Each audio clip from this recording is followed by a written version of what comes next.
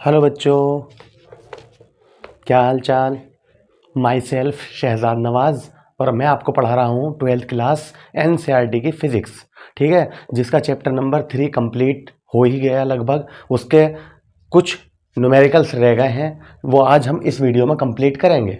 पिछली वीडियो में हमने 1 से लेके 8 तक उसके न्यूमेरिकल करें, अभ्यास प्रश्न। ठीक है, आज हम स्टार्ट करते हैं क्वेश्चन नंबर 9। क्लियर, शुरू करते हैं क्वेश्चन नंबर 9। क्या है, डायग्राम दिया उसने, है ना। मैंने आपसे कहा था NCERT बुक निकाल लीजिए और उसके न्यूमेरिकल स्टार्ट कर रहे हैं।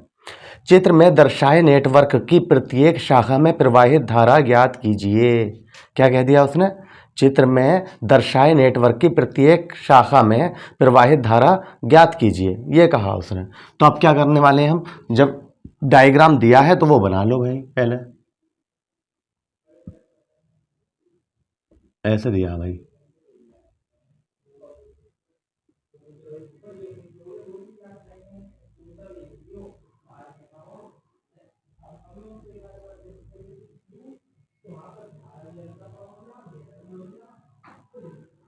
ठीक है, डायग्राम दे दिया उसने। कैसे बना लेना टेढ़ा मेढ़ा, इससे कोई फ़र्क नहीं पड़ता इसमें। लेकिन वो जो व्हीट स्टोन सेतु कराया था हमने, उसमें हाँ बिल्कुल सही बनता है, जब वो बनाना पड़ता है।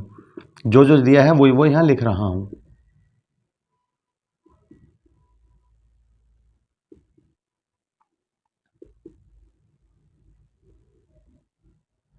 ठीक है, ये भी धारा दिखा दी इसने, आई यहाँ से।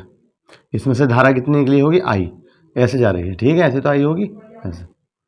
यहाँ बिंदु ए दिखा दिया, बी, सी और डी। इसे कह दिया ई और इसे कह दिया एफ। क्लियर है, ये दिया है। बस क्या कहा उसने, प्रत्येक शाखा में धारा ज्ञात कीजिए। ठीक है, हाँ भाई, तो अब बताइए कैसे होगा। तो सबसे पहले हमें इसमें धाराएं देखनी है कि किस में कितनी धारा जा रही है। इस प्रतिरोध में कितनी है, इसमें कितनी है, इसमें कितनी है, इसमें कितनी है और इसमें कितनी है। तो मैंने तुमसे ये कहा था, जब भी तुम्हें कोई डायग्राम व्हीटस्टोन सेतु की तरह दिखे, व्हीटस्टोन ब्रिज की तरह दिखे, तो तुम पहले उसे एक बार चेक कर लो कि कहीं ये व्हीटस्टोन सेतु की संतुलन जो शर्त है संतुलन की, उसे तो नहीं कर रहा, वैलिड तो नहीं है उसके लिए।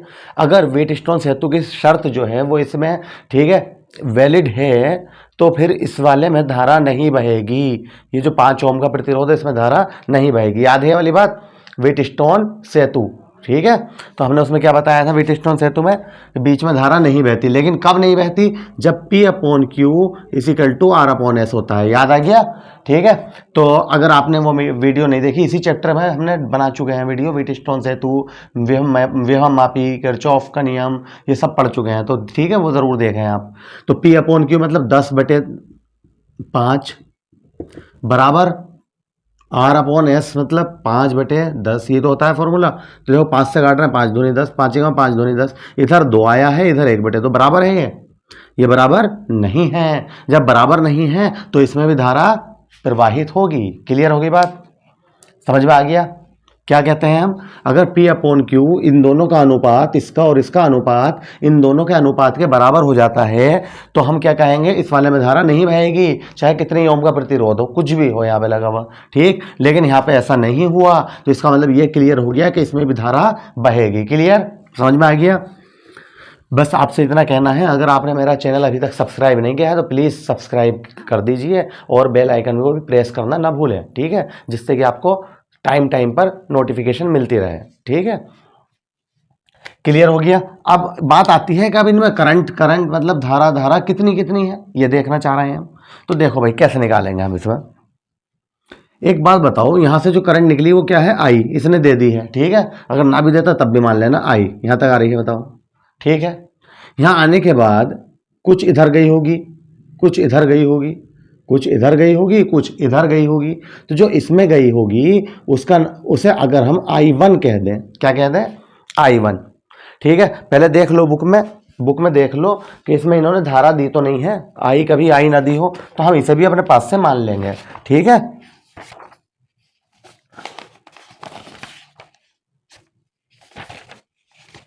Question number 9। हाँ भी धारा नहीं दी है इसने, ठीक है, बुक में भी। तो ये समझ लो, ये जो धारा मानी है हमने, ये भी क्या मानी है हमने, अपने पास से मानी है भाई। ये धारा क्या मानी है, अपने पास से, ठीक है। फिर दोबारा सुनो, उसने बस ये डायग्राम दिया था, देखो समझ जाओगे। उसने ये डायग्राम दे दिया था, वो बोला कि प्रत्येक शाखा में धारा बताइए, ठीक है, प्रत्येक शाखा में धारा बताइए। अगर ये पेपर में आएगा तो ये कम से कम 5 नंबर का सवाल होगा, ठीक है। तो इसलिए मैं दूसरे मार्कर से कर रहा हूँ, क्योंकि हम अपने पास से मानना है, ठीक है। तो मान लो यहाँ से धारा आई निकली होगी, निकल गई, या आई जा रही है, जा रही है, जा रही है, ऐसे। यहाँ आने के बाद क्या होगा, कुछ इधर जाएगी और कुछ इधर जाएगी। तो इसे हमने मान लिया कि इसमें जो गई इसमें कह दिया आई मीन I1, ठीक है। तो एक बात बताओ, आई में से I1 इधर चली गई तो इसमें कितनी गई होगी? तो तुम कहोगे sir I minus I1, total तो आई थी, आई में से I1 तुमने इधर भेज दी, तो इसमें कितनी गई होगी, I माइनस I1, ठीक है।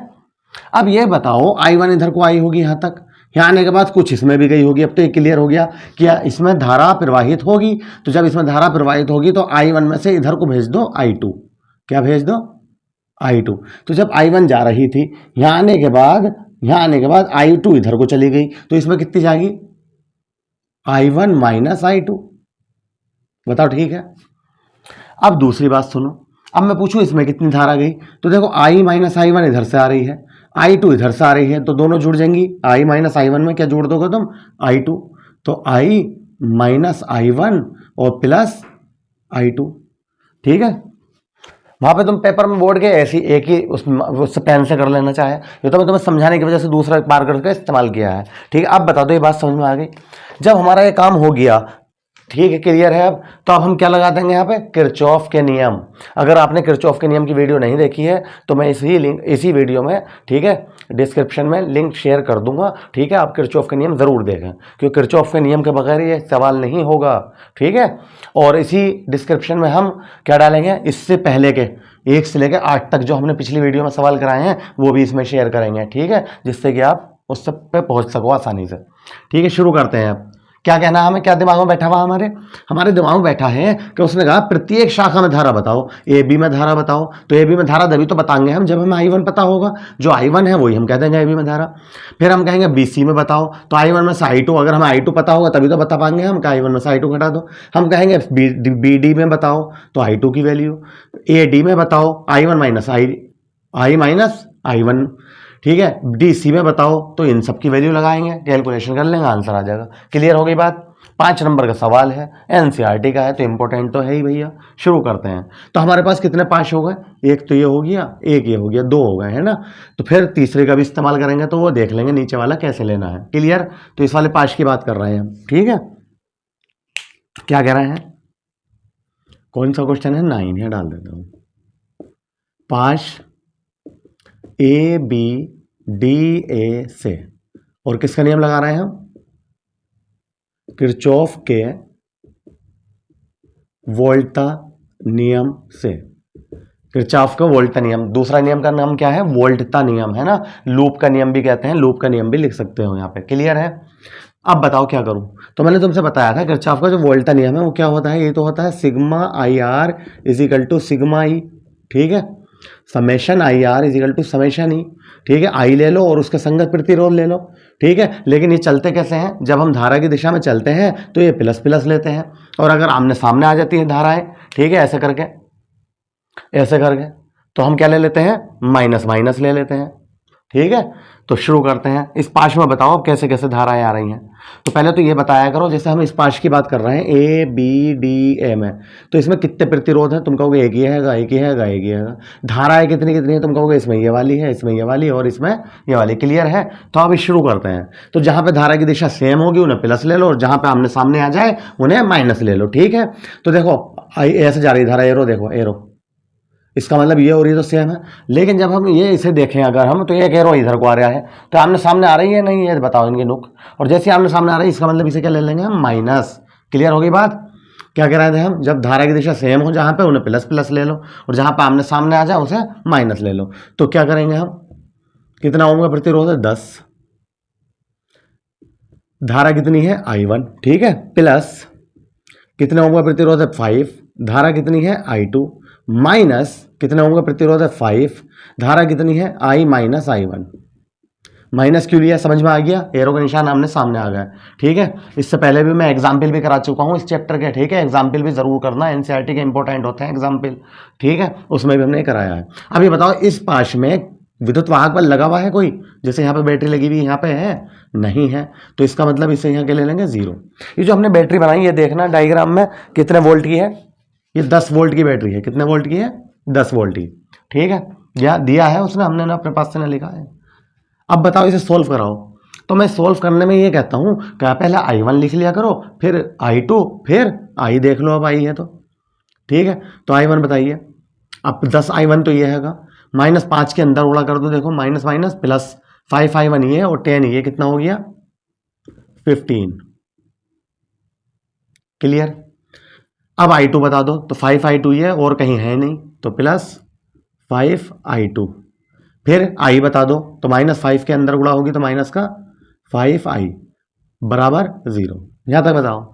मैंने ये बताया था अगर कोस्टेंट ले सकते हो इन तीनों में से ले लो, तो देखो यहाँ भी 5, यहाँ 5, यहाँ 15, तो 5 कॉमन ना ले सकते हैं हम, या 5 कॉमन ले लिया तो 3 into I1 plus I2 minus I बराबर क्या है 0, और ये 5 कहाँ पहुँच जाता है 0 में। तो हमारे पास जो इक्वेशन आती है 3I1 plus I2 minus I बराबर 0, समीकरण 1। वहाँ पे बोर्ड के एग्जाम में एरो मत लगाना, मैं तुम्हें समझाने के लिए बता रहा हूँ कि 5 कहाँ चला गया 0 में, तो 0 हो गया। यहाँ तक बताइए, क्लियर है। अब आओ पाश इस वाले में, पाश BCD से। अब जरूर नहीं होता है बार बार लिखो, लिख सकना चाहो लिख दो किरचॉफ के नियम से, ठीक है, नहीं तो मत लिखो, एक बार लिख दिया बस सही है, काफ़ी है। यहाँ पर आ गए हम, मैंने क्या बताया था, एरो का निशान देखो, तो देखो एक तो इसमें प्रतिरोध ये है, एक ये है, एक ये है, यही तो है इसमें अंदर। बंद पाश लेते हैं हमेशा, बंद हो गया देखो, तो एरो देखो, एरो एरो, इसका मतलब ये दोनों तो सेम आ गई। लेकिन ये क्या हुआ भाई, देखो आमने सामने हो गई। अगर ये ऐसा होकर के मुड़ जा, जिस हम पाश की बात करते हैं तो उसके अलावा किसी दूसरे के बारे में नहीं सोचते हैं। कभी तुम कहोगे सर ये तो उतर के इधर कोई आ रही होगी करंट, इससे कोई मतलब नहीं। अब हम इस पाश की बात कर रहे हैं ओनली, तो यहाँ के बारे में सोचो, ये बंद पाश हो गया क्या, देखो I2 इधर को आ रही है, ये वाली करंट भी इधर को ऐसे जा रही है, एरो एरो सेम आ रही है, लेकिन ये वाली क्या आ गई आमने सामने। अगर ये ऐसे जागी तो ऐसे हो जाएगी, तो इसका मतलब ये कैसे ले लेंगे हम माइनस। तो यहाँ से शुरू करते हैं, 5I2 प्लस 10, ये देखो ये ले रहे हैं हम 10I minus I1 plus I2, ठीक है, प्लस फिर सॉरी क्या लेंगे आप, माइनस, है ना, ये ले रहे हैं माइनस 5 क्या है I1 माइनस I2 बराबर क्या आ जाएगा यहाँ भी भाई 0। बताओ ठीक है, क्यों, क्योंकि इसमें भी कोई बैटरी नहीं लगी हुई है, तो क्या आ जाएगा 0। अब मैं कहूँ इसे भी सोल्व कर दो, कैसे लिखना है तुम्हें, पहले I1 फिर I2 फिर I वाले। तो I1 देखो कितने हैं, देखो 10 से अंदर गुणा कर दो तो माइनस का 10 I1, 10 I1 तो ये हो गया, माइनस से अंदर गुणा कर दो माइनस का 10, 5 I1 ये है, तो माइनस का कितना हो गया 15 I1। बताइए ठीक है।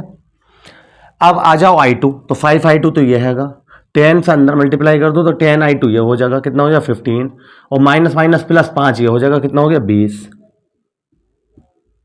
यहाँ तक बताओ सही है, क्लियर है। देखो 5, पहले फिर दोबारा सुनो, 10 से अंदर उड़ा करी तो माइनस का 10 I1 और माइनस 5 का I1 ये माइनस, तो माइनस का 15 I1। अब आओ I2, तो 5 I2 तो ये हैगा, 10 से अंदर उड़ा करूंगा तो प्लस का 10 I2 ये आ जाएगा, और माइनस माइनस प्लस हो जाएगा 5 I2 ये, क्लियर तो हो गया, ठीक है 20 I2। अब आओ I पर, तो I मतलब 10 की इससे गुणा करूंगा 10I, और कहीं है I नहीं है, तो प्लस का 10I बराबर क्या है 0। अब मैंने फिर ये देखा कि यार यहाँ पे 15, यहाँ 20, यहाँ 10, 5 आराम से कॉमन आ सकता है, और बल्कि एक काम और करता हूँ, माइनस का 5 कॉमन लेता हूँ यहाँ से, ठीक है, तो माइनस का 5 कॉमन लिया, 3 पंजे 15, ये प्लस का हो गया। जब हम माइनस कॉमन लेते हैं, जो माइनस है वो प्लस, जो प्लस है वो माइनस, ये माइनस हो गया, 5 चौक 20, ये भी फिर माइनस हो गया, 5 दूनी 10 बराबर 0। ये माइनस का 5 पूरा कहाँ पहुँच गया 0 में। तो हमारे पास जो इक्वेशन आई क्या आई, 3I1 minus 4I2 minus 2I is equal to 0, समीकरण बन गई 2। यहाँ तक बताइए हमें क्या निकालना है, I1 I2 और I तीनों का मान चाहिए हमें। तो मैंने तुमसे ये बताया था पिछली वीडियो में भी कि जब हमें 3 वैल्यू चाहिए होती हैं I1 I2 I, तो हमें 3 इक्वेशन चाहिए हर हाल में। तो अभी तक हमारे पास 2 हैं, अब तीसरी कहाँ से लाएं, तो तीसरी हमने सोचा इसमें तो बड़े धाराएं हैं, तो ये वाली ले लिया हमने A B C E F, और लौट के ए में आ गए, ऊपर का ऐसे करके ले लिया, इन दोनों से इससे कोई मतलब नहीं है।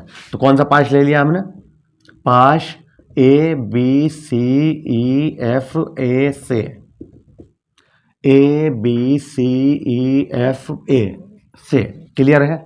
अब बताओ क्या करूं यहां पर, तो फिर वही क्या कहोगे, टेन आई वन, क्या करोगे, देखो एरो का निशान देख लो, एक मिनट यहीं से चालू कर लो, जब यहां से आए टेन आई, एरो एरो देखते रहना, एरो जब ये करंट इधर से निकल के आगा तो इधर कोई, ठीक है, टोटल आई निकला था, आई वापस आ जाएगा। अगर तुम्हें कंफ्यूजन है तो टोटल करके देख लो, देखो i minus i one plus i two इधर से, आई माइनस आई टू इधर से, दोनों को जोड़ दो, ठीक है, आई टू से आई टू कट जाएगा, देखो माइनस का ये प्लस का, आई वन से आई वन, ये माइनस का आई वन, ये प्लस का, तो लौट के क्या आना है आई। ये तुम्हें वैसे ही पता होगा, जितना करंट प्लस से निकलता है उतना ही करंट माइनस में आना है, क्लियर है। तो करते हैं भाई, है ना, कि क्या करें भाई अब, तो मैं कह रहा हूं यहां से चालू कर दिया हमने, एरो का निशान तो सेम आ गया है, ये समझाओ, क्लियर है। जब सेम आ गया तो सब प्लस प्लस लेंगे, तो क्या करेंगे हम, टेन आई, क्या ले रहे हैं हम, टेन आई, फिर क्या लेंगे हम, प्लस टेन आई वन, फिर क्या लेंगे हम, plus 5 I one minus I two, बराबर, लेकिन अब विद्युत वाहक बल है कितने वोल्ट का, 10 वोल्ट। इस पाश की बात करी ना हमने, ए बी सी ई एफ ए, इसकी तो 10 वोल्ट, क्लियर है। अब इसे फिर तरीके से लिखो जैसे हमने ये लिखी थी इक्वेशन, ठीक है, तो क्या आ जाएगी, इधर करा देता हूं, है ना अभी, हाँ क्या इक्वेशन आ जाएगी, मैं कहूंगा पहले आई वन लिख लो, तो तुम कहोगे सर टेन आई वन तो ये है, 5 ये है, तो कितना हो गया 15 आई वन, 5 से अंदर उड़ा करी तो कितना हो गया 15 आई वन। अब मैं कहूँ आई टू बता दो, i two i two i two, एक ही है आई टू बस ओनली, तो 5 से अंदर उड़ा करो, माइनस का 5 आई टू, बताओ सही है यहाँ तक। मैं कहूँ भाई बता दो आई, आई और कहीं है ही नहीं इसके अलावा, तो प्लस का 10 आई, बराबर क्या चल लिया हमारा 10। मैंने देखा फिर देखो 15, ये 5, फिर 10, 5 कॉमन ले सकता हूँ, तो क्या कॉमन ले लिया हमने 5, तो क्या बचा 3 I one, 5 3 15, 3 I one minus का आई टू प्लस का 2 आई, बराबर क्या है 10, बताओ ठीक है।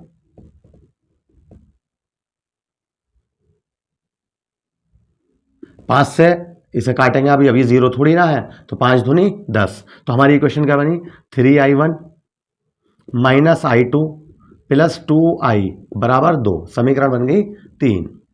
यहां तक बताइए भैया, सही है, कितनी समीकरण बन गई 3। अब तुम इन 3 समीकरणों को जैसे हाई स्कूल में करते थे, 9th में करते थे, ऐसे सोल्व कर लो, ठीक है, उसकी भी ट्रिक बता रहा हूं। पहले ये बताइए यहां तक समझ में आया या नहीं आया, समीकरण 1, समीकरण 2 और समीकरण 3। देखो इसकी ट्रिक सुनो कैसे सोल्व करते हैं। किसी भी समीकरण 1 को 2 के साथ, चाहे समीकरण 1 को 3 के साथ, चाहे सोल्व कर लो, और जो भी चीज कट जाए, जो भी चीज कट जाए, ठीक है, उसे रहने दो, तो दूसरे का आंसर आ जाएगा। दो इक्वेशन मतलब दो फॉर्म में आ जाएगी, जैसे मान लो आई थ्री कट जा, सॉरी आई थ्री तो है नहीं, आई वन कट जाए, तो क्या किस फॉर्म में बचेगी इक्वेशन हमारी, आई टू और आई के, आई टू और आई के, ठीक है। तो ऐसा करेंगे हम, देखो अभी बता रहा हूं। तो एक बात बताओ, समीकरण 1 देखना, 3 आई प्लस आई टू, ये भी 3 आई, ये माइनस का 4 आई टू, इसे देखना जरा, 3 आई माइनस आई टू, अरे वेरी गुड, आई की वैल्यू तो एक ही बार में आ गई। अगर मैं समीकरण 1 को 3 के साथ जोड़ दूं, ना भाई ना, जोड़ने पर क्या हो रहा है, आई टू से आई टू कट रहा है, आई वन बचेगा और आई बचेगा, बता बात सही है। अगर हम इसे इसके साथ घटा दें, आपस में समीकरण 1 को 3 इसमें से घटा दें, तो आई वन से आई वन कट जाएगा, ये आई टू और आई बचेगा, बहुत बढ़िया हो रहा है, सही है जो मैं कह रहा था। सुनो फिर दोबारा, अब मैं समीकरण 1 को 3 में से घटाऊंगा 2 में से, तो आई वन से आई वन कट जाएगा। ये बताओ किसकी फॉर्म में इक्वेशन बचेगी, समझो, आई वन से आई वन कट जाएगा, किसकी फॉर्म में बचेगी, आई टू और आई की, क्लियर। अब मैं फिर इनमें से कोई सी भी एक समीकरण लूंगा, वो इसके साथ ऐसे ही करूंगा फिर, है ना। लेकिन क्या ध्यान रहना चाहिए, आई वन जब यहां से गायब हुआ है तो यहां से भी आई वन गायब होना चाहिए, फिर जो दो इक्वेशन बचेंगे उन्हें हम सोल्व कर लेंगे, ठीक है। ये बात हम यहां पे लिखने जा रहे हैं, यहां तक नोट कर लो पहले आप, सही है, कर लिया आपने, कर लिया, साफ कर दें ऐसे, है ना, तीनों इक्वेशन में यहां लिख दूंगा, नोट कर लिया करो आप एकदम। ओ सॉरी, क्या इक्वेशन आई थी पहली, पहली क्या इक्वेशन थी, पहली इक्वेशन क्या थी, क्या 3 आई वन प्लस का 2 आई टू प्लस का ऐसे ही कुछ था। चलो मैं निकाल दूँ दोबारा, पहले इक्वेशन निकाल लिया हूँ फिर दोबारा से। अब मैं जल्दी कर लूँगा, आपने नोट तो कर ही लिया था, ठीक है। कि 10i1 प्लस का 5i2 और माइनस का 5i माइनस i1 बराबर क्या था 0। तो i1 ये है, माइनस का 5 माइनस माइनस प्लस ये हो जाएगा 15, ठीक है 15i1 ऐसे तो था। फिर i2 बताओ, तो i2 यही था अकेला 5i2। फिर क्या था i बताओ, माइनस का 5i बराबर 0। तो 5 कॉमन लेकर हमने 0 में पहुँचा दिया था, तो 3i1 प्लस का i2 मैच कर लो भाई, देखना यही है समीकरण 1, सही है। हाँ तो अब मैं क्या कहना चाह रहा था तुमसे, समीकरण 1, समीकरण 2 और समीकरण 3 में एक जगह लिख लेता हूँ, ठीक है। क्लियर है ना, यही है ना, ठीक है। तो एक तो हमारे पास समीकरण 1 है, समीकरण 2 है, और एक कौन सी समीकरण है, समीकरण 3 है। क्या कहा मैंने अभी, अब इन तीनों को हमें सॉल्व करना है। तो क्या करेंगे हम, देखो यहाँ लिख देता हूँ, है ना, तीनों समीकरण। क्या है समीकरण 1, 3i1 प्लस का i2 माइनस का i बराबर 0, समीकरण 1, ठीक है। दूसरी क्या है, 3i1 माइनस का 4i2 माइनस का 2i बराबर क्या है 0, समीकरण 2, ठीक है। अब हम इसे सोल्व कर लेंगे, आपने तो वहां तक उतार ही लिया था, ठीक है। समीकरण 1, समीकरण 2, समीकरण 3, बस वो मैं अपने यहाँ पे याद रखने के लिए यहाँ लिख लेता हूँ, इन्हें देखते रहेंगे। तो समीकरण 1 को किसके साथ घटा रहे हैं हम, 2 में से, तो ये बात यहाँ लिख रहा हूँ, समीकरण 1 को 2 से घटाने पर, ठीक है, घटा दो भैया। ऐसे भी घटा सकते हो कि जैसे मैंने कहा घटाने पर, कि 3i में से 3i गया कैंसिल, ठीक है ऐसे, और नहीं तो ऐसे भी लिख सकते हो, देखो 3i1 minus 4i2 minus 2i बराबर 0, समीकरण 2 थी, समीकरण 1 यहाँ उतार दो, 3i1 प्लस i2 और माइनस i बराबर क्या है 0, समीकरण 1। क्या कहा हमने, घटाने पर। ऐसे भी कर सकते हो, है ना, ऐसा ना करते थे हाई स्कूल में, तो ये माइनस हो जाएगा, ये माइनस हो जाएगा, ये माइनस है तो प्लस हो जाएगा, इससे कैंसिल। तो ये बताओ, ये प्लस माइनस का 4i2, ये माइनस का i2, तो कितना बचा, 4 में से माइनस का i2 और माइनस का 4i2 माइनस का 5i2, ये प्लस का i, ये माइनस का i 2i, तो माइनस का i बराबर 0, तो माइनस का 5i2 माइनस का i बराबर 0। समीकरण कौन सी बन गई है, 3 हो गई थी, इसे 4 कह दो। चाहो तो इसे आई को उधर ले जाओ, आई की वैल्यू आ जाएगी, वो देख लेंगे अभी बाद में, ठीक है। अब बताओ क्या करूं मैं, समीकरण 1 को कहां से घटाने पर, 3 से घटाने पर। अब एक कोई किससे घटा दो, 3 से, तो समीकरण 3 क्या है, 3i1 minus i2 plus 2i बराबर क्या है 2, समीकरण 3। और एक कौन सी है, इसके नीचे लिख लो 3i1 प्लस i2, ठीक है, और माइनस i बराबर 0, समीकरण कौन सी है, 1। फिर क्या कहा था हमने अभी, घटाने पर, तो ये माइनस हो गया, ये माइनस हो गया, प्लस हो गया, इससे फिर कैंसिल हो गया, ये माइनस का i2 माइनस का i2 माइनस का 2i2, और प्लस का कितना हो गया, प्लस का i और प्लस का 2i प्लस का 3i बराबर क्या है 2। क्लियर, समीकरण बन गई हमारी 5, 4 ये हो गई थी 5। अब क्या करें, तो अब एक बात बताओ, अगर हम इसकी गुणा किससे कर दें, 3 से, और यहाँ पे लाके जोड़ दें, तो 3i से 3i कट जाएगा, i2 की वैल्यू आ जाएगी, i2 की वैल्यू उठा के यहाँ रख देंगे, i1 i की आ जाएगी, फिर किसी एक में भी रख देंगे, हो गया सवाल।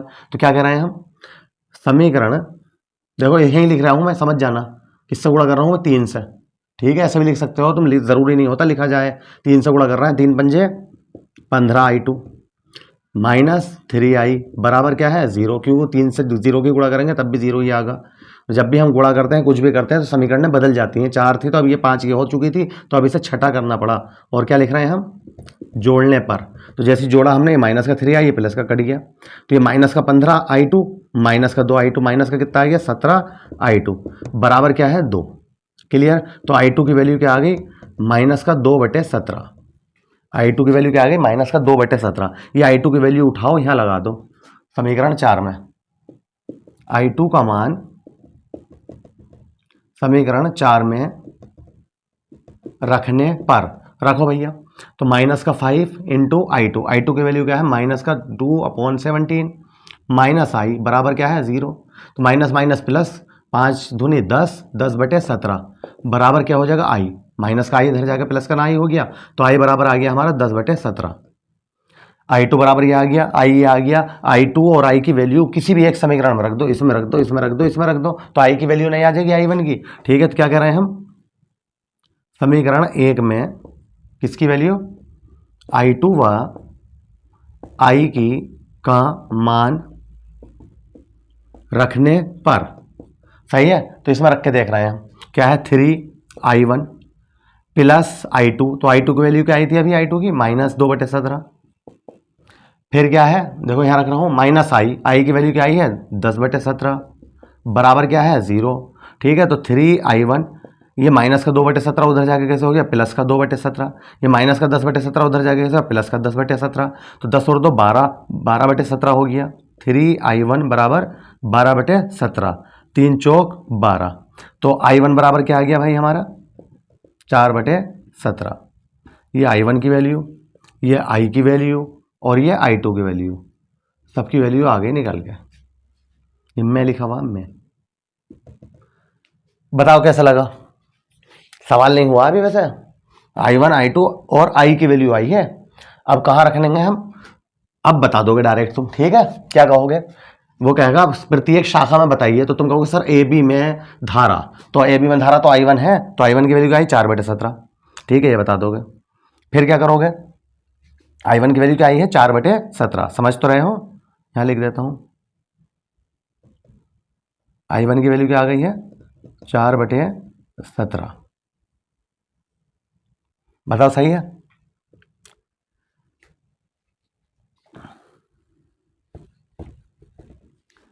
सही है, नोट कर लीजिए भैया।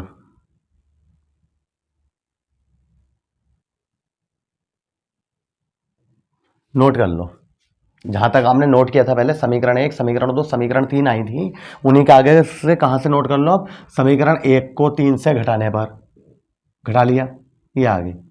फिर समीकरण 1 को 3 से घटाने, समीकरण 1 को 2 से घटाने पर, समीकरण 1 को 3 से घटाने पर, ये आ गई। फिर समीकरण 4 को हमने 3 से गुणा करी और यहाँ रख दिया, किसकी वैल्यू आ गई I2 की -2/17। I2 की वैल्यू उठा के कहाँ लगा दी हमने, I2 का मान समीकरण 4 में रखने पर, ये जो 4 आई थी यहाँ लगा दिया, तो I की वैल्यू निकल के आ गई। I की वैल्यू और I2 की वैल्यू कहाँ रख दी हमने, समीकरण 1 में रखने पर, जो समीकरण 1 आई थी। ठीक है, तो किसकी आ गई वैल्यू I1 की, I1 की क्या आ गई 4/17, मैं यहाँ लिख देता हूँ 4/17। देखो कितनी वैल्यू आ गई हमारे पास, I1 की वैल्यू आ गई 4/17 और I2 की वैल्यू आ गई -2/17, यहाँ लिख रहा हूँ मैं। ठीक है, और I की वैल्यू क्या आई है, I की 10/17। ठीक है, नोट कर लिया आपने ये भी, है ना। अब आगे देखते हैं, क्या पूछा था उसने, प्रत्येक शाखा में धारा का मान ज्ञात कीजिए। प्रत्येक शाखा में 5 नंबर का सवाल आएगा, कभी ये सोच रहे हो इतना बड़ा सवाल है और तुम्हें समझाने में भी टाइम लग रहा है। ठीक है, इस वजह से क्लियर। अब करना शुरू कर रहे हैं हम, ए बी शाखा में धारा, क्या है ए बी शाखा में धारा I1, तो I1 की वैल्यू क्या है 4/17 एम्पियर, हो गया, हो गया। बी डी शाखा में धारा, बी डी शाखा में धारा क्या है I2 की वैल्यू क्या आई है -2/17। इस माइनस का मतलब भी बता दो तुम्हें, ये जो I2 की वैल्यू आई -2/17, कभी ये सोचो यार धारा माइनस की कैसे हो गई, माइनस की ना हुई, इसका मतलब ये होता है ये जो एरो है ये ऐसे नहीं आएगा, कैसे है ऐसे है एरो, ये मतलब है इसका। ठीक है, और कुछ फर्क ना पड़ लिया तो मैं ऐसे लिखना, बी डी में धारा ये आ गई। अब क्या है ए डी में धारा, ए डी में धारा, तो ए डी में धारा कितनी है, ए डी में I -I1, तो I की वैल्यू कितनी है 10/17 -I1 की वैल्यू क्या है 4/17, एलसीएम ले लिया 17, 10 में से 4 गया 6/17 एम्पियर। फिर क्या रह गया हमारा BC हो रही है ना, पहले BC में धारा कोई सी भी लिख दो वैसे, पहले कोई फर्क थोड़ी ना पड़ रहा है। BC में धारा I1 -I2, तो I1 की वैल्यू क्या है 4/17 I2 की वैल्यू क्या है -2/17, तो माइनस माइनस प्लस 2/17, तो 4 और 2 6/17 आ गई इसमें भी। क्या रह गया अब हमारा DC में धारा, DC में धारा तो क्या है भैया I -I1, पहले I बताओ I कितनी है 10/17 I1 क्या है 4/17, फिर क्या है प्लस I2, तो प्लस I2 क्या है 2/17, एलसीएम ले लिया हमने 17, ठीक है। तो 4 माइनस का 2, माइनस का 4, माइनस का 2, माइनस का 6 और ये प्लस का 10 है। तो प्लस का 10 में से माइनस का 6 गए, कितने बचे? 4, 4/17 एम्पियर। यही हमारा क्या होता है? आंसर। कैसा लगा आपको ये सवाल? कमेंट बॉक्स में ज़रूर बताइएगा। ठीक है, बहुत मेहनत की है हमने इसमें पढ़ाने में। ठीक है, बस हम यही चाहते हैं कि आप अच्छे नंबरों से पास हो। ठीक है, बिना कोचिंग करें कहीं भी। ठीक है, सिर्फ यूट्यूब पे वीडियो देखिए आप, सबको पूरी फिजिक्स कराऊंगा मैं यहाँ पे, फर्स्ट वॉल्यूम भी सेकंड भी। नोट कर लिया आपने? कर दे साहब। तो किसका इस्तेमाल करा हमने यहाँ पे? किरचॉफ के नियम का। ठीक है, तो किरचॉफ के नियम की भी मैं वीडियो का लिंक शेयर कर दूंगा, है ना, डिस्क्रिप्शन में, वहां से जाके आप देख सकते हैं किरचॉफ का नियम। क्वेश्चन नंबर है हमारे पास 10। क्वेश्चन नंबर क्या है? 10। क्या है? किसी मीटर सेतु चित्र में, चित्र दिया है इन्होंने मीटर सेतु का, कई बार बना चुका हूं मैं अपनी वीडियो में भी। ये मीटर सेतु है भैया। अब मैं छोटा सा ऐसे बना रहा हूं, समझ जाओगे।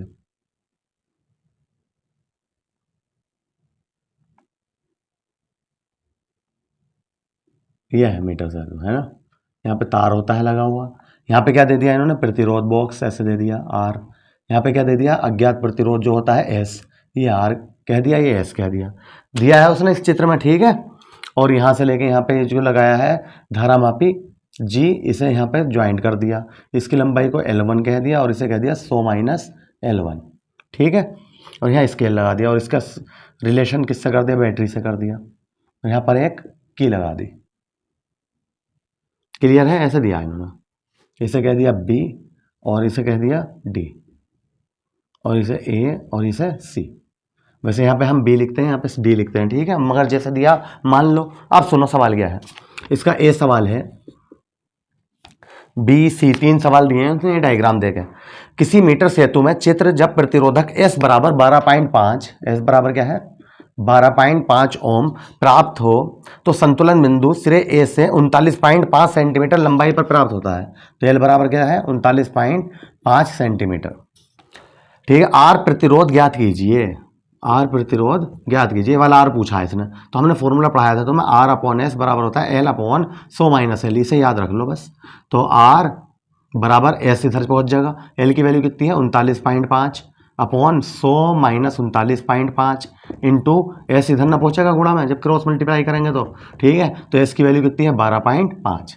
तो 39.5, 100 में से 39.5 गया, कितने बचेंगे? देखो, अगर ये 40 हो तो 60 बचते, 60.5 बचेंगे, गुणा 12.5। क्लियर है? यहाँ तक बताओ। अब आप इसे आराम से डिवाइड कर दोगे। ठीक है, देखो कैसे कैसे। वैसे तो बहुत आसान तरीके से भी है। कैसे?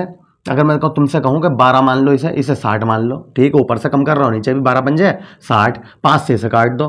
ठीक है, 5 नम 45, अब वो 5 छंग 30, ऐसे करके ऐसे भी काट सकते हो। और अगर तुम इसे पूरा पूरा काटना चाह रहा है, पूरा पूरा काट लो, पॉइंट से पॉइंट हटा के। तो पॉइंट से पॉइंट हट गया, है ना। 5 से काट दो, 5 दूनी 10, 5 पंजे 25, 5 से इसे काटो, 5 ही कम 5, 5 दूनी 10, 5 ही कम 5। क्लियर है? 11 से इसे काटने जा रहा हूँ मैं, 11 11 11 हम 121। ठीक, 11 से इसे काट रहा हूँ, 11 तिया 33, कितने बचे? 6, 65 हो गए। 11 तिया 11 पंजे 55, 11 छंग 66 होते हैं, 11 पंजे 55, कितने बचेंगे? 65 में से 55 गए 10। ठीक है, 11 नम 99। ठीक है, 11 से इसे काट रहा हूँ मैं, 11 दूनी 22, कितने बचे? 3, पॉइंट लगा के 0, 11 दूनी 22, कितने बचे? 8, 11 सत्ते 77। तो इसे मैं एक बात बताओ, 3.59 है तो 3.6 लिख सकता हूँ, और इसे 2.2 या 2.2 है, 2.2 ही लिख लो या 2.3 लिख दो, 2.3। इनकी इससे गुणा कर लेना 22 से, 22 की 3.6 से, तो आंसर क्या आ जाएगा हमारा? 1.86 ऐसे दिया है। ठीक है, बुक में। तो R = समझ तो गया, वैसे गुणा तो कर ही लोगे आप 22 की इससे। ठीक है, ऐसा नीचे ऊपर नीचे रख के कर लेना। ठीक है, पहले 2 से 2 छंग 12 का 2 हासिल लगा 1, 2 तिया 6 और 1 7, समझ गए? फिर यही कितना आ गया? 9। ठीक है, 7.9 लगभग 8 ही आ गया, सही है। देखो 2 के बाद पॉइंट है तो 7.9, 7.9 को हम 8 ना कह सकते हैं, समझ तो गए। अगर तुम यहाँ पे 3 ही ले लोगे, जैसे मैंने अभी कहा 2.2727 7 की वजह से यहाँ पे 3 ना कर सकते हैं, तो बिल्कुल 8 पॉइंट कुछ ही आ जाएगा, 8.1 8.2। बस यही हमारा आंसर है। मैंने तुम्हें बहुत बार बताया है फिजिक्स में पॉइंट से इधर वाला आंसर सही होना चाहिए। अगर इधर वाले में कोई गलती आ भी जाती है ऊपर नीचे, वो चल जाता है। ठीक है, ये बताइए समझ में आ गया सवाल। तो क्या याद होना चाहिए तुम्हें, इसका फॉर्मूला याद होना चाहिए। किसका? मीटर सेतु का। मीटर सेतु भी हम तुम्हें करा चुके हैं। ठीक है, क्लियर हो गया। बी सवाल करें। बी सवाल क्या है इसमें? इसी सवाल में ना एक चीज और पूछी थी, जहां पे आर का प्रतिरोध का मान पूछा ना, ये सवाल में आर का प्रतिरोध ज्ञात कीजिए, आर का प्रतिरोध ज्ञात कीजिए। ये भी पूछा है वेट स्टोन सेतु या मीटर सेतु में प्रतिरोधकों के संयोजन के लिए मोटी कॉपर की पत्तियां क्यों लगाई जाती हैं? तो इसका आंसर लिख देना, क्योंकि उनका प्रतिरोध नगण्य होता है। ना समझे? जब हम ये बनाते हैं तो पत्तियां ना लगाई, अभी ये बनी हुई ना दिख रही है तुम्हें, ये जो पत्ती दिख रही है ना तुम्हें, ये काय की होती है? कॉपर की। तो ये चौड़ी चौड़ी पत्तियां क्यों लगाई जाती हैं मोटी मोटी, ये कहा है इसने। तो हम कहेंगे क्योंकि इनका प्रतिरोध क्या होता है? नगण्य। जब इनका प्रतिरोध नगण्य मतलब ना के बराबर होता है, तो इसका बिल्कुल एक्यूरेट वैल्यू निकल के आती है, जैसे आर की निकाली ना, ये मतलब होता है इसका। ठीक है, तो क्या लिखोगे? मोटी मोटी कॉपर की पत्तियां इसलिए प्रयोग की जाती हैं क्योंकि इनका प्रतिरोध नगण्य होता है। हो गया कंप्लीट है सवाल। बी पार्ट देखते हैं इसका। आर तथा एस को अंतर्बदर करने पर उपरोक्त सेतु का संतुलन बिंदु क्या है? तो एक बात बताओ, जब आर यहां पे था, एस यहां पे था, तो संतुलन बिंदु क्या था? जब 39.5, ये दिया ना, देखो बुक में देख लो, 39.5 सेंटीमीटर। अब वो कह रहा है अगर हम एस को इधर लगा दें और आर को इधर लगा दें, तब बताओ संतुलन बिंदु। तो खुद सोचो ये टोटल कितनी लंबाई होती है यहां से यहां तक? 100 सेंटीमीटर। तो 100 में से 39.5 घटा दो। आर व एस को चेंज करने पर संतुलन बिंदु क्या हो जाएगा? 100 माइनस 39.5, तो कितना आ जाएगा? 60.5 सेंटीमीटर होगा। बस हो गया ये। दूसरा सवाल भी हो गया भाई, बी। सी सवाल देख लें, यहीं सी भी देख लो। यदि सेतु के संतुलन की अवस्था में गैल्वेनोमीटर और सेल को अंतर्बदर कर दिया जाए, मतलब इंटरचेंज कर दिया जाए, जहां पे गैल्वेनोमीटर है वहां सेल लगा दो, ये वाला उठा के, और जहां सेल है यहाँ पे गैल्वेनोमीटर लगा दो। ये तो मतलब हुआ। फिर दोबारा सुनो, यदि सेतु के संतुलन की अवस्था में गैल्वेनोमीटर और सेल को चेंज कर दिया जाए, तब क्या गैल्वेनोमीटर कोई धारा दर्शाएगा? नहीं। ये भी हो गया भैया आंसर। खुद सोचो यार, सेल हमने यहां लगाया था, तभी इसमें तो धारा निकल रही थी, तभी तो हमने नाप तोल करी। अब तुम इस सेल को कह रहे हो यहाँ लगा दो और गैल्वेनोमीटर को यहाँ लगा दो, तो सेल से धारा कैसे निकल जाएगी यार? ठीक है, यहाँ पे तो क्या है, जब यहाँ सेल लगा दिया तो यहाँ पे तो वो होती है स्लाइड, जो कि जिसे हम कहीं भी स्लाइड करा सकते हैं, तो इसलिए कोई भी धारा दर्शाएगा नहीं। ठीक है, ये बताइए आपको समझ में आ गया है नहीं? तो क्या कहा था मैंने आपसे कि अगर अभी तक भी आपने मेरा चैनल लाइक नहीं किया हो, सब्सक्राइब नहीं किया है, तो प्लीज़ कर दीजिए। ठीक है, तो क्वेश्चन नंबर 11 करते हैं, नोट कर लेना इसे। क्या है 11? सुनो भाई, क्वेश्चन नंबर 11। 8 वोल्ट विद्युत वाहक बल की एक संचायक बैटरी, 8 वोल्ट विद्युत वाहक बल, ई बराबर कितना आ गया? 8 वोल्ट विद्युत वाहक बल की एक संचायक बैटरी जिसका आंतरिक प्रतिरोध 0.5 ओम है, श्रेणी क्रम में 15.5 ओम के प्रतिरोधक का उपयोग करके, आर बराबर कितना दे दिया? उपयोग करके 120 वोल्ट के डीसी स्रोत से चार्ज किया गया है। डीसी मतलब बैटरी है वो भी। ठीक है, समझ रहे हो? मेरे पास मान लो एक मोबाइल है, तो वो 8 वोल्ट का है, ऐसे याद समझो। और आंतरिक प्रतिरोध क्या है उस बैटरी का? 8 वोल्ट की बैटरी है, उसमें लगी हुई मोबाइल में 0.5 ओम। अब मैंने बाहर का जो प्रतिरोध है 15.5 ओम का प्रतिरोध लगा के कहाँ किस में लगा दिया? उसे किसी दूसरे बैटरी वाले में लगा दिया। बड़े बैटरा था, इन्वर्टर मान लो, इन्वर्टर से कनेक्शन था, हमने उससे लगा दिया। क्यों? उसने खुद कहा 120 वोल्ट के डीसी स्रोत से चार्ज किया जा रहा है। तो इसका मतलब जब मैंने बताया था, जब बैटरी का विद्युत वाहक बल जो होता है, वोल्टेज जो होते हैं बैटरी के, उसे विद्युत वाहक बल बोलते हैं। तो जब हमारे पास जो मोबाइल की बैटरी थी उसके विद्युत वाहक बल 8 वोल्ट था, तो इसे E1 कहना पड़ेगा अब हमें। और इसे क्या कहना पड़ेगा? कितने वोल्ट का है? 120 वोल्ट। इसे क्या कहना पड़ेगा हमें? E2। क्लियर हो गई बात? दोनों के दोनों विद्युत वाहक बल है। एक तो हमारी बैटरी मोबाइल की जिसे हम चार्ज कर रहे हैं, मोबाइल में अपने पास से कह रहे हूँ, ये तो कह रहे थे क्या है, देखो 8 वोल्ट विद्युत वाहक बल की एक संचायक बैटरी, ठीक है, जिसका आंतरिक प्रतिरोध इतना है, श्रेणी क्रम में 15.5 ओम के प्रतिरोधक का उपयोग करके 120 वोल्ट के डीसी स्रोत से चार्ज किया जा रहा है। उस बैटरी को क्या कर रहे हैं हम, चार्ज कर रहे हैं, इस वाली बैटरी को चार्ज कर रहे हैं। 8 वोल्ट की बैटरी थी, इसे चार्ज कर रहे हैं। किससे चार्ज कर रहे हैं, इस वाली बैटरी से। आगे क्या हुआ, चार्ज होते समय बैटरी की टर्मिनल वोल्टता क्या है, चार्जकारी परिपथ में प्रतिरोधों को श्रेणीक्रम में संबंध किया गया है। तो टर्मिनल वोल्टता, इसकी टर्मिनल वोल्टता बताओ। तो मैंने तुम्हें फॉर्मूले लिखवाए थे, याद है कि V बराबर E plus I R, V बराबर E माइनस आई आर। तो V बराबर क्या होगा, E प्लस आई आर। किसकी बात हो रही, बैटरी की पूछा है, तो ये E1 ही तो लिया जाएगा यहाँ पर, बस वैल्यू लगा दो आंसर। अब तुम कहोगे सर आई कहाँ से लावे हम, आई तो है नहीं, तो मैं तुमसे कहूंगा आई बराबर क्या पढ़ाया था हमने तुम्हें, E upon R plus R. अब तुम कहोगे ये कौन सा लें हम, तो जब दो बैटरियों का जिक्र आ रहा है तो जो ज़्यादा होता है वोल्टेज उसमें से हम कम वाला घटा देते हैं। तो मतलब क्या कर सकते हैं, E की जगह पर E2 minus E1 upon R1 plus R2। तो E2 की वैल्यू 120 माइनस E1 की वैल्यू 8, आर की वैल्यू कितनी है भैया 15.5, स्मॉल आर की क्या है 0.5।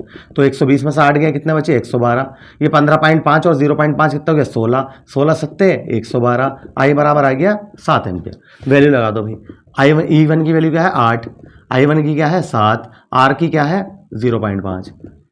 7 पंजे 35, 8 और 3 कितना हुआ 11.5।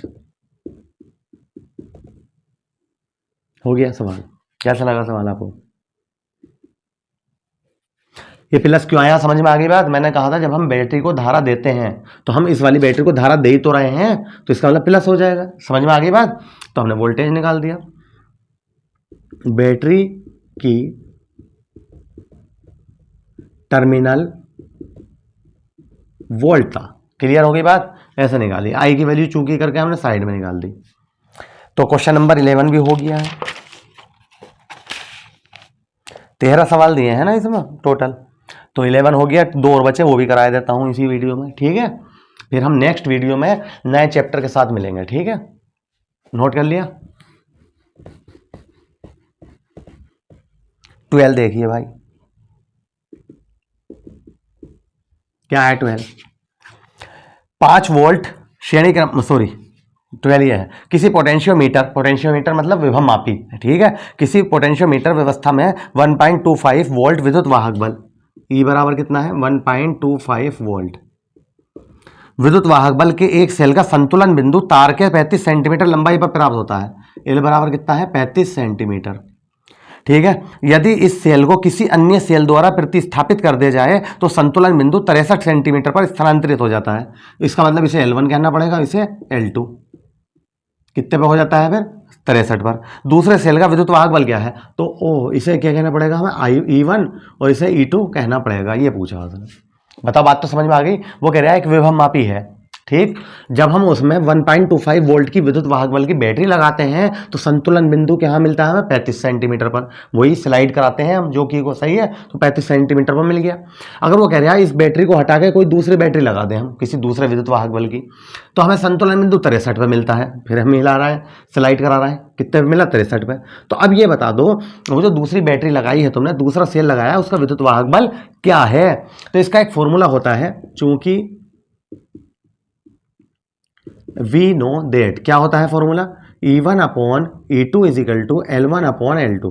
विद्युत वाहक बल का निकालने का फॉर्मूला है विद्युत वाहक बल, ठीक है। तो हमें E2 चाहिए, तो क्रॉस मल्टीप्लाई कर दो, E2 इधर L2 इधर, तो E1 L2 अपॉन L1 बराबर क्या आ गया E2। बताओ सही है, समझ में आ गया। वैल्यू लगा दो, आंसर आ जाएगा E2।